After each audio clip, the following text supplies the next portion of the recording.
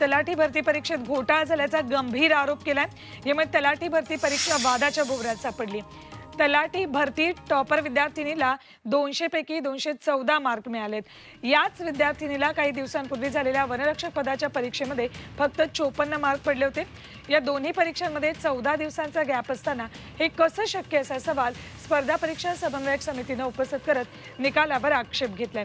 या भरती परीक्षेत घोटाळा झाला असून याची सखोल चौकशी करावी अशी मागणी केली आहे।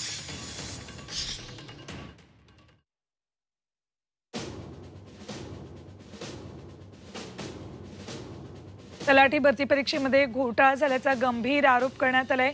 यामुळे आता तलाठी भरती परीक्षा वादाच्या भोवऱ्यात सापडली आहे। यात जी विद्यार्थिनी टॉपर आली आहे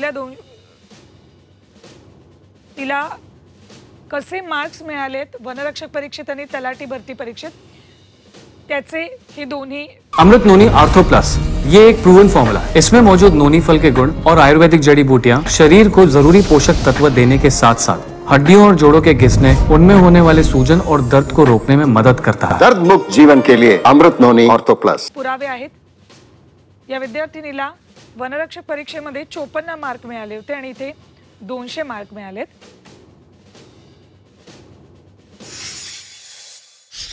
महाराष्ट्रामध्ये तलाठी भरतीचा निकाल लागलेला आहे। या निकालामध्ये महाराष्ट्राचे टॉपर तिला 214 मार्क आहेत आणि तिला वनरक्षक भरतीमध्ये म्हणजे फक्त परीक्षेमध्ये 15 दिवसाचा गॅप होता, तिथे 54 मार्क आहेत। हे कसं शक्य आहे?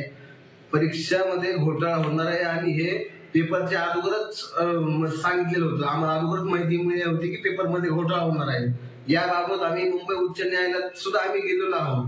तर परीक्षेमध्ये प्रचंड प्रमाणात घोटाळे झाले आहेत।